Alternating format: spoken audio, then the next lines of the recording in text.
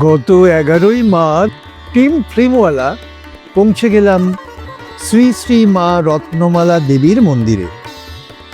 দিনটি বিশেষ তাৎপর্যপূর্ণ এই গ্রামে।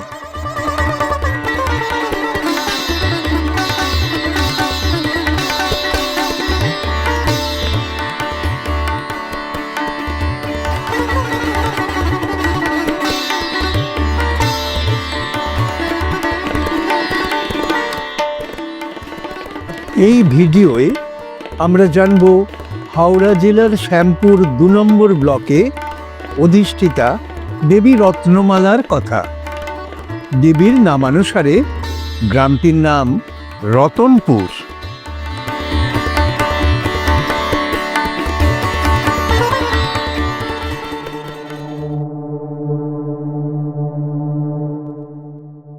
ষোড়শ শতাব্দীতে রচিত চণ্ডীমঙ্গল কাব্যে বর্ণিত ধনপতি সদাগরের পুত্র শ্রীমন্ত বাণিজ্য তরী নিয়ে যাচ্ছিলেন।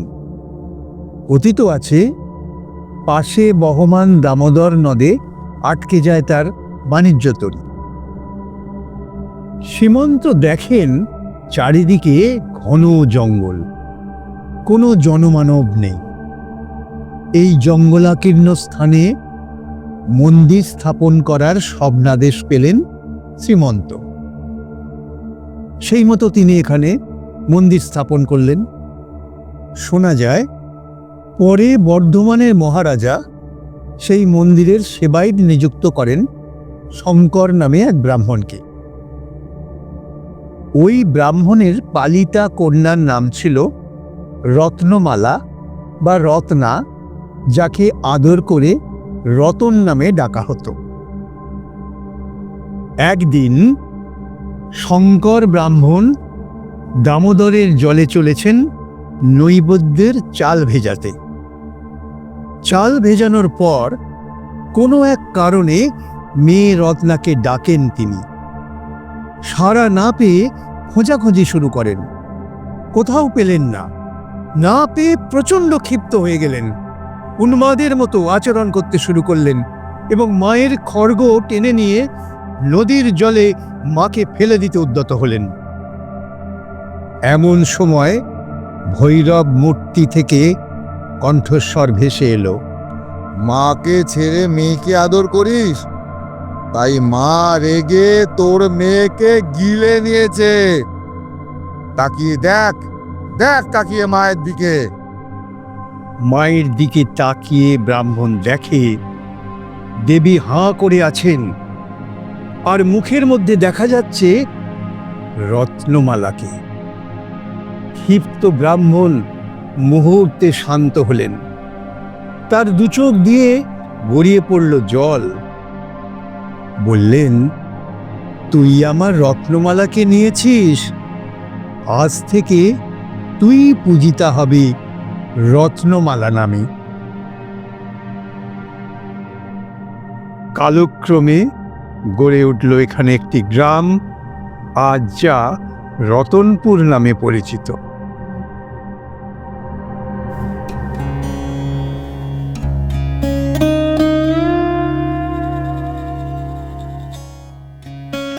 দেবী রত্নমালা দ্বিভুজা, খড়গহস্তা, হাস্যময়ী, গৌরবর্ণা। পদতলে শিব, পাশে ভৈরব ও বিষধ্বজ, সঙ্গে জয়া ও বিজয়া।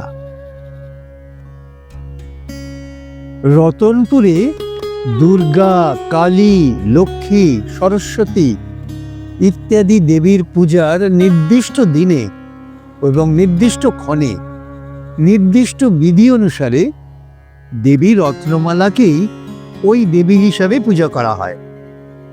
এই অঞ্চলে এই দেবীদের এই মন্দির ছাড়া অন্যত্র পূজা হয় না। দেবীর ভোগ নিরামিষ, যার মধ্যে আবশ্যিক হল দেবীর পছন্দের মিষ্টান্ন সীতা ভোগ। যাত্রা বলি হয়। আচ্ছা ঠিক আছে। দুর্গা পুজো 3টে, সপ্তমী, অষ্টমী, নবমী, কালী পুজোয় একটা, ঝাঁপের দিন একটা, ঝাঁপের পরের দিন একটা।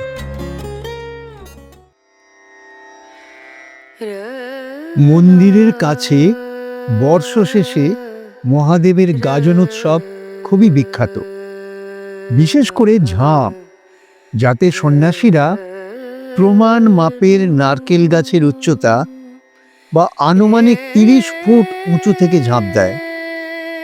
দেবী রতনমালা নিত্য পূজিতা হন, প্রচুর ভক্ত সমাগম ঘটে, বিশেষ করে শনিবার আর মঙ্গলবার।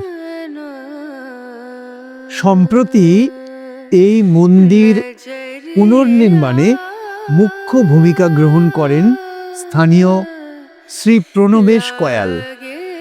পুনর্নির্মিত মন্দিরে পূজা শুরু হয় 11ই মাঘ 1427। তখন থেকে এই দিনে অর্থাৎ 11ই মাঘ বিশেষ পুজো আয়োজন করা হচ্ছে প্রতিষ্ঠা দিবস হিসাবে। বিপুল জনসমাগমে মুখরিত এই বিশেষ দিনে মানুষজন রত্নমালা মায়ের ভোগ গ্রহণে উৎসুক হয়।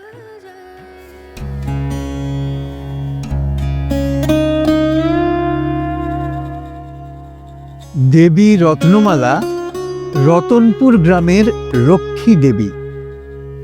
বিভিন্ন প্রত্যাশায়, বিশেষ করে দুরারোগ্য ব্যাধিমুক্তির জন্য দেবীর কাছে মানত করে কত শত লোক। প্রসন্না দেবী তাদের মনোবাঞ্ছা পূর্ণ করেন। এই রতনপুরের রত্নমালা দেবী তাই খুবই জাগ্রতা দেবী হিসাবে লোকমুখে নিত্যদিন উচ্চারিত হন। জয় মা রত্নমালা। মা গো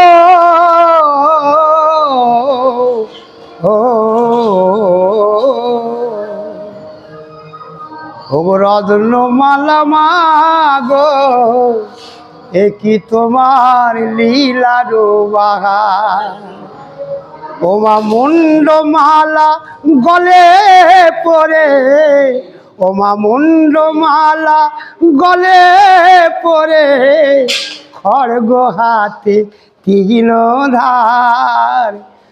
রত্নমালা মা গো, এ কি তোমার লীলার বাগান। শুনেছি মা পূর্বকালে তুমি নাকি ভয়ঙ্করী ছিলে গো। ওমা শুনেছি মা পূর্বকালে তুমি নাকি ভয়ঙ্করী ছিলে গো। ওমা কন্যা সন্তান নিয়েছ গিলে, ওমা কন্যা সন্তান নিয়েছ গিলে, চোখে জল নেই দেখি শুধু হাসির বাহার। রত্নমালা মা গো, এ কি তোমার লীলার বাহার।